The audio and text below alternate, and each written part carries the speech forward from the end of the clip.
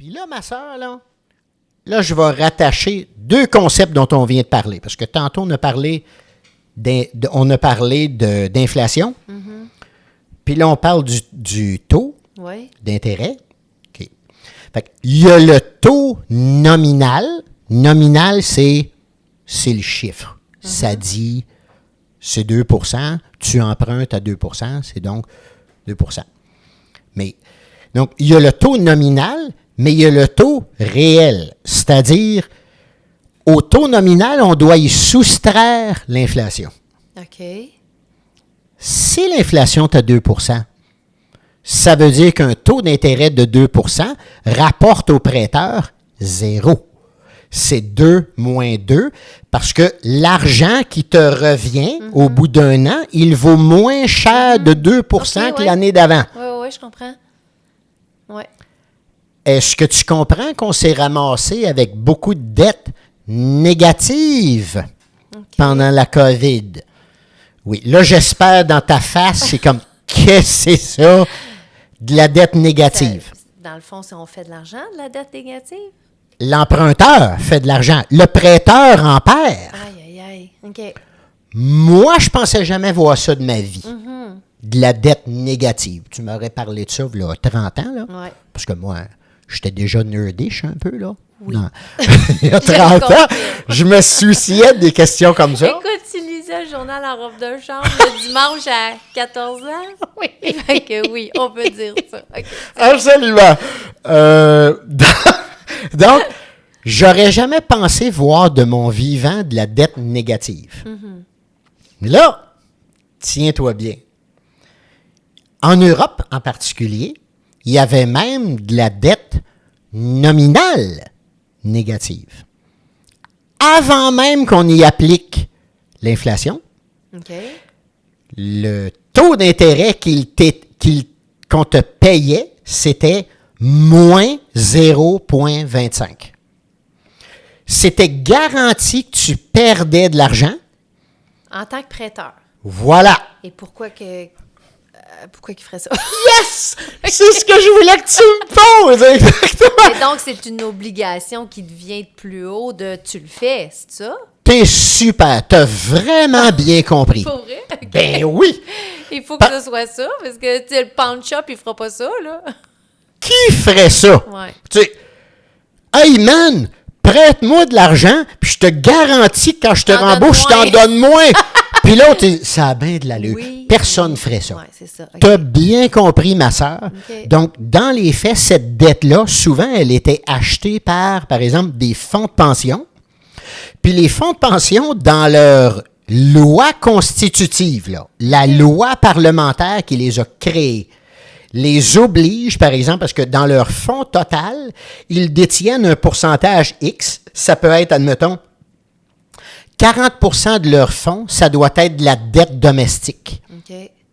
Donc, à chaque année, ils sont obligés d'en acheter. Mm-hmm. Donc, même quand on leur fait avaler une couleuvre et qu'on leur met un prix qui est impossible, on leur garantit qu'ils vont perdre de l'argent, mais c'est cela. Okay. Ils en achètent. C'est comme mettre l'épaule à la roue pour la société un peu, là. Ben, d'une certaine façon, oui, effectivement, on peut le voir comme ça. Mais, excuse. Mais donc, juste pour revenir à ce qu'on disait, c'est que donc, de temps en temps, les prêteurs disent, et là, wow, là, il y a une expression en anglais, on les appelle des bond vigilantes. C'est une façon de dire qu'il y a des prêteurs sur les marchés obligataires qui, de temps en temps, créent des secousses dans le marché, puis qui, par exemple, ils se mettent à domper énormément d'obligations qu'ils estiment qu'elles valent rien. Puis si un pays a trop de dettes, ils commencent à craindre qu'ils ne se feront jamais rembourser, etc. Okay. Donc, tu es obligé de remonter ton taux d'intérêt pour garder ça intéressant pour des prêteurs. Okay. Fait que c'est pour ça qu'une fois de temps en temps, tu vois donc les taux obligataires, les taux directeurs qui étaient baissés à 0,25, puis à un moment donné, on est obligé de le remonter. C'est pas toujours parce que la Banque centrale avait été méchante puis pénaliser les gens, là. Oui, derrière ça, des fois, il y a des politiques économique restrictive, tu veux restreindre la circulation d'argent, mais il y a des fois que c'est une réaction des prêteurs sur les marchés obligataires qui disent « OK, mais moi, cette dette-là, ça ne me paye rien, je veux rien savoir. OK. Là. » Fait que, il y a des fonds de pension qui sont obligés d'en acheter. Eux autres peuvent rien faire. Mais il y en a d'autres, là, des hedge funds, des individus, oui, qui eux autres ont le choix. Ouais. Fait que dis-moi, je veux rien savoir de C'est ça. détenir ça. Oui, je comprends. Donc, de la dette, il faut toujours tenir compte de ça. Puis, donc, moi, j'inviterais nos auditeurs à toujours avoir une prudence là-dessus, de pas nécessairement toujours aller emprunter tout le montant qui t'est Oui, conféré. parce que je reviens à le terme que tu as utilisé tantôt, c'est que là, les banques, ils vont te dire jusqu'à combien que Ouais. tu peux emprunter, qui est toujours un montant assez élevé parce qu'ils pressent le citron. Ouais. Puis on a donc tendance à prendre la totalité. Mon Oui. Dieu, j'ai accès à tout ça au Exact. lieu de rester prudent, tu sais. Puis quand tu renouvelles au bout de 5 ans aussi, il y a ça qui m'a popé en tête. Quand tu renouvelles au bout de 5 ans, ça se peut que tu aies amélioré ton sort financier puis Ouais. que tu aies eu des augmentations de salaire, mais ça se peut que non. Ou en tout cas, tu as juste suivi l'inflation. Fait que là, tout d'un coup, ton taux hypothécaire qui augmente vraiment, les gens, c'est comme la pancarte devant la maison, là. Excellent raisonnement. C'est triste pour vous, exactement ça. C'est exactement ça. Donc, on doit toujours avoir une prudence. Puis, tu sais, la banque, pourquoi est-ce qu'elle t'offre le montant maximal? C'est sa business, faire de l'argent avec de l'intérêt. Ouais. C'est une banque, ça fait de l'argent essentiellement de deux façons. Ça charge des frais. Ça charge des frais quand tu sors de l'argent au guichet, mais ça charge des frais pour gérer ton argent, ça charge des frais pour un certain nombre de transactions qu'ils font. Mais le gros de la business d'une banque, c'est Les intérêts. les intérêts, exactement. Puis leur profit, une banque, c'est la différence entre le prix qu'ils te payent pour ton dépôt versus le taux d'intérêt qu'ils chargent pour prêter. Attends, Oui. on recommence. Tu as un compte de banque. Oui. Là, encore là, ça dit quelque chose de notre époque, qu'aujourd'hui, on prend pour acquis qu'un compte de banque, surtout un compte chèque, on prend pour acquis que ça ne paye rien. Oui. Ben, c'était pas toujours le cas, là.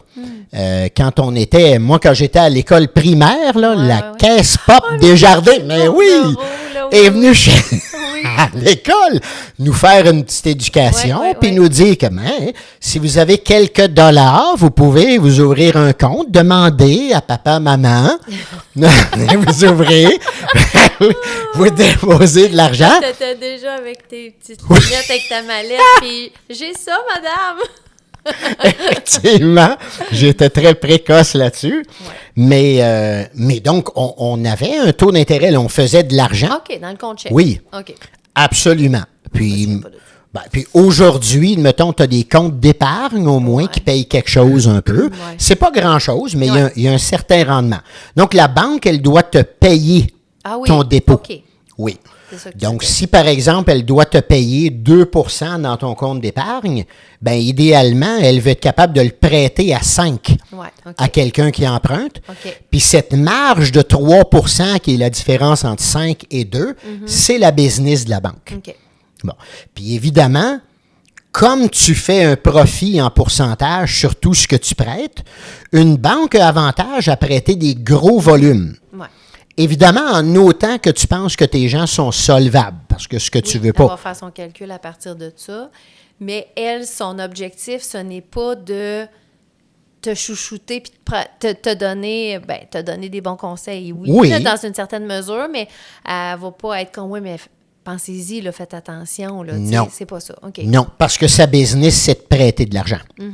Fait que c'est à nous, comme emprunteurs, comme consommateurs, de dire, ouais, OK, je comprends qu'on peut se rendre jusque-là, mais tu sais, on peut se faire des simulations. Je le sais encore, là. Moi, je fais ça. Les gens le font pas. Non. Mais effectivement, tu peux cruncher dans Excel, puis tu te fais toutes sortes de scénarios, puis tu t'en fais qui peuvent être catastrophiques. Ouais. Parce que les bons scénarios, on n'a pas besoin d'y penser. Tu sais, C'est ça. si ça va être plus facile dans l'avenir, tant mieux. Puis aussi, tu as dit quelque chose qui est très important, là, quand tu as parlé... Oui, Moi, absolument. Tu dis des choses très importantes. C'est possible que tu obtiennes une augmentation de salaire, mais ça se peut bien que tu n'en aies pas. Donc, ça se peut bien que ta situation ne s'est pas améliorée. Puis moi, j'invite des fois à au moins réfléchir à un scénario où il y a quelque chose qui va mal. Ouais, carrément. Un des deux perd sa Perd sa job, job. qu'est-ce qui nous arrive? On le souhaite pas. C'est pas quelque chose qui arrive si fréquemment. Mais tu sais, ça n'a pas besoin d'être fréquent. Mais quand la conséquence est très fâcheuse, il faut en tenir compte. Tu sais, comme mettons, tantôt, tu disais, c'était vraiment 2020, pandémie, les taux étaient super bas. Ouais. Souvent, les renouvellements sont 5 ans plus tard. Oui. Là, on est à combien? Les taux hypothécaires, Ouais. en ce moment, tu as 5-6 à peu près. OK. Fait Ouais. que pour les gens, 5-6, plus, qu'est-ce que la banque... Non, OK, OK. le taux hypothécaire que tu OK, peux OK. emprunter. Oui. Mais donc, c'est ça. Il y a des gens qui ont peut-être des petites surprises. Puis parce qu'en plus, on s'entend que le prix des maisons est tellement élevé, fait que les hypothèques sont très élevées, fait qu'un pourcentage sur un Oui. gros montant, ça devient une grosse différence par mois. Là. Oui, exactement. Ouais. Tu as tout à fait raison que plus le volume d'emprunt est élevé, plus une petite variante sur le taux d'intérêt Ben oui, a un gros impact. ouais, c'est ça. Absolument. Ça, d'ailleurs, l'accès à la propriété, ça pourrait être un sujet, hein, parce que nos jeunes, je ne Ouais. sais pas comment ils vont faire, comment ils font pour accéder à la propriété. Oui. Ouais. Ça va être assurément un sujet dont on va parler Ouais. dans un prochain épisode. Mais là, Oui, je ne sais pas si tu allais bifurquer là-dessus. vas-y, non? Là, je voulais qu'on parle sur bonne dette, mauvaise. Oui, parce qu'il y en a de la bonne. Oui, Puis il y en a absolument. pas bonne. OK. Puis ça a un lien d'ailleurs avec comment tu as amené le sujet tantôt quand tu as dit, ben, il me semble que ça en prend. Ouais. Fait que peut-être que ça en prend de la bonne, ça en prend certainement pas de la mauvaise. Donc, qu'est-ce qui distingue de la bonne puis de la mauvaise dette? Alors, c'est pas compliqué. Le critère, c'est de la bonne dette si ça te permet de faire de l'argent, puis que tu as vraiment une expectative raisonnable que dans l'avenir, tu vas en faire plus. Et donc, tu vas être en mesure de rembourser ta dette. Et un coup que tu vas l'avoir remboursé, il va te rester un profit. Genre, on parle de quoi, là? Attends. OK, continue. Et de la mauvaise dette, c'est exactement l'inverse. OK. C'est ce qui assurément te fait perdre de l'argent, puis fait qu'à la fin, il ne te reste plus rien, mais tu as encore la dette et tu dois la rembourser. Donc, de la bonne dette, le meilleur cas, c'est celui dont on parle depuis tantôt, c'est de la dette hypothécaire. OK. Je ne dis pas que c'est un bienfait absolu, mais de manière générale, ton hypothèque force deux choses. Fait que la première, tu dois rembourser ta dette. Donc, ton capital diminue tout le temps. Puis, à part de très rares cas d'exception dans l'histoire, en général, la valeur de ta maison va s'apprécier avec le temps. Parfois, elle s'apprécie rapidement, parfois, elle s'apprécie très peu, mais chose certaine, la tendance en général, elle est haussière. OK. Ce qui fait qu'au final, tu continues tout le temps à rembourser ta dette avec le temps, mais elle t'a permis de faire l'acquisition d'un actif qui est ta maison. Non, je ne fais pas une parenthèse. On en parlera quand on parlera de la maison. Mais il y a une distinction entre la maison et le terrain. On en parlera plus. Retiens ça. Oui. On en parlera plus. Mais donc, ta propriété, sa valeur va s'apprécier avec le temps. Donc, c'est dans ce sens-là que... Tout à fait. OK. Ben, puis l'autre cas là, que j'aimerais souligner, qui celui-là, il est plus risqué, mais ça dépend de ton cas, mais parfois, emprunter pour démarrer une entreprise, ça peut être quelque chose de très bon. Tu as une bonne idée, tu as une bonne opportunité sur le marché. Je ne parle pas juste de la bourse, là. T'ouvrir un commerce, t'ouvrir une business dans ta communauté. Il me semble que je vois clairement une opportunité d'affaires là, mais j'ai besoin d'argent pour démarrer. Je n'ai pas tout de suite les liquidités que ça me prend. Si ta business marche bien, tu l'empruntes, puis au fur et à mesure, ton entreprise te génère des profits. Avec ces profits-là, tu rembourses ta dette, puis un jour où ta dette est clairée, OK. Tu ne dois plus rien à personne, mais ta business continue de rouler puis te fait faire de l'argent. OK. Ça, ce sont 2 beaux cas de bonne dette parce que il y a un effet de levier ici, donc ça te donne plus de pouvoir, ça te permet de faire l'acquisition d'un actif qui est productif et que tu n'aurais pas pu le faire sans. OK. Et à la fin, il te reste plus d'argent, puis tu as fini de rembourser. Parfait. Je comprends. À contrario, Tout le reste. oh boy, les dépenses pour voyager, l'épicerie, Oh mon Dieu, les ouais. sortir. Ouais. Alors, en partant, là, tout ce qui est pour de la consommation, c'est proscrit. C'est de la mauvaise dette. C'est bien beau dire, on a des souvenirs en tête. Là. Oui, je comprends, là, mais là, c'est pas de ça qu'on parle. On parle de la réalité financière. Là. Tu reviens de ton voyage, l'argent est parti, il est dépensé, mais ta dette est là. Ouais. Puis là, c'est comme, oh boy, C'est OK. vrai. Faut que je la rembourse. Là, il faut que je me mette à faire des surplus, puis là, il faut que je me mette à faire de l'épargne, puis Ben oui, puis en plus, qui dit emprunt de la dette, Oui. dit intérêt. Fait que ton Merci. voyage, c'est pas 3000 pièces là, c'est 3500. c'est fantastique ce que tu viens de dire. C'est très exactement ça. Ton voyage, il vient de te coûter plus cher à part de ça. Parce que si tu avais pris le temps de reporter ton voyage, mettons d'un an, puis tu dis, on va l'épargner pendant l'année.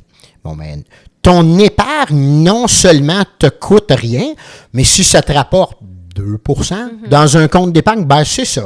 Ça te fait un petit peu plus d'argent de poche que tu auras pour faire le voyage. À contrario, quand tu décides que tu vas faire le voyage maintenant puis que tu vas le rembourser plus tard, c'est exactement le contraire. Ouais. Fait que le montant capital que tu as dépensé, il demeure la même, mais tu as un coût d'intérêt par-dessus. Fait que ton voyage, il t'a coûté plus cher. Mais dirais-tu que aujourd'hui, plus que jamais, en Occident en tout cas, Ouais.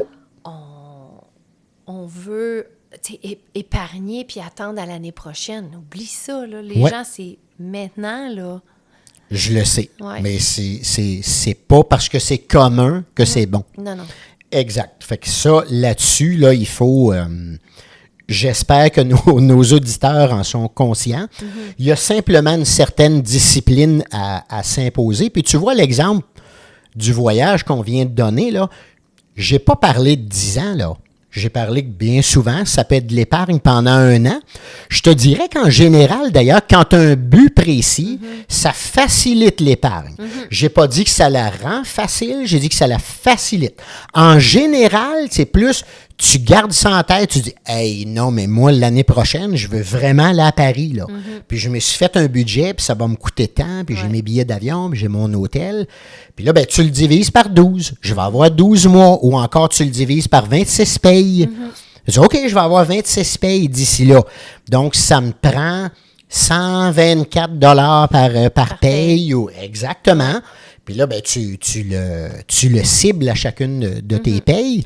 En général, ça facilite l'épargne, Ouais, ces quand choses-là. c'est un objectif. Oui, plus que quand c'est juste, ouais, c'est une bonne idée épargner. Ouais, c'est vrai, mais dans ce temps-là, des fois, notre cerveau, il trouve d'autres bonnes idées. Oui. C'est ça. Il y a d'autres utilisations. Voilà, qui mais pourraient quand en tu le faire. focalises Ouais. là-dessus, ouais. Ouais. Ouais. Mais c'est ça, je trouvais juste que c'est typique. Tu sais, tantôt, tu as parlé de nos grands-parents. Ouais. Je veux dire, oublie ça, là, les grands-parents, eux autres, ils n'étaient pas dans le maintenant. Là, je le veux, fait que je vais chercher ce qu'il faut, je vais emprunter pour voyager. C'était pas dans leurs mœurs du tout. Là, mais... Complètement le contraire, même. Vraiment. Le peu d'argent qu'ils Ouais. réussissaient à avoir, en général, ils le mettaient pour leurs enfants. Ouais, Donc, l'orientation était beaucoup vers l'avenir. ouais. Ouais. Chez les immigrants, on retrouve ça beaucoup d'ailleurs. Ouais. Souvent, les parents, là, la génération qui immigre chez Ouais. nous, elle fait toutes sortes de travail qui, des fois, n'ont rien à voir avec ce qu'ils faisaient dans leur pays d'origine, Ouais. mais ils font toutes sortes de sacrifices pour leurs enfants. Ouais. Donc ça, c'est Tout à fait. ancré dans leurs mœurs et ils le font bien. C'est beaucoup moins vrai chez nous qui Ouais. sommes nés ici. Mais on dirait que c'est venu avec, entre autres, acheter maintenant, payer plus tard. Oui. Tu sais, c'est vraiment une forme de consommation qui est arrivée. Ça fait combien de temps ça peut exister, ça? 30, 40 ans? J'en mets-tu trop? Oh, 20, 25 même. Oui? Pas plus que ça? J'aurais pensé... Acheter maintenant, payer plus tard? J'aurais pensé une trentaine d'années. Il me semble que j'ai connu ça pas mal toute ma vie adulte, non? En 95 peut-être. Ouais, Oui, je sais pas. Et c'est une conséquence directe Ouais. des taux d'intérêt qui sont extrêmement bas. OK. Ben oui. Ah ben oui, c'est ça, parce que dans le fond... Mais c'était souvent sans intérêt, justement. Oui. OK. Comment ça se fait qu'ils sont capables de te le financer sans intérêt? Oui, Ben, c'est parce que eux-mêmes, ça leur coûte pas cher emprunter pour s'approvisionner, etc. Donc, quand tu baisses le taux directeur, tout devient moins cher. Ouais. Sauf, je m'en voudrais de ne pas parler de ça avant qu'on finisse ce soir, là, les cartes de crédit. Oui, les cartes de crédit. Ça, là, et où ma caméra, là? Elle est là, hein? Ça, là, c'est l'ultime mauvaise dette. Ouais. OK. Mais là, maintenant, parlons des deux volets d'une carte de crédit. Parce qu'une carte de crédit, ça fait deux choses. Le premier volet, c'est ça facilite le paiement. Ça, c'est parfait, ça.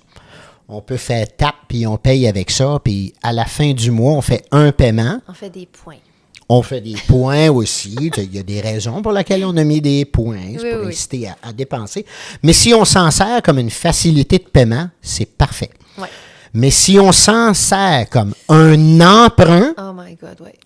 Non, on commence on n'est pas creuser loin notre du trou, prêt à là. gage. Là. Oui. On est dans du 17-18 Oh là. God, ouais. OK. Donc, si vous en avez, là, écoutez-moi pas là, pour essayer d'avoir des idées de mettre de l'argent en bourse puis des obligations.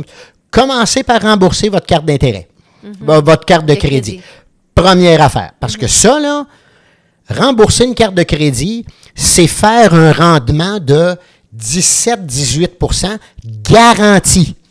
Moi, je suis pas capable de faire ça. Mon idole, Warren Buffett, n'est pas capable de faire ça. Personne n'est capable de faire ça.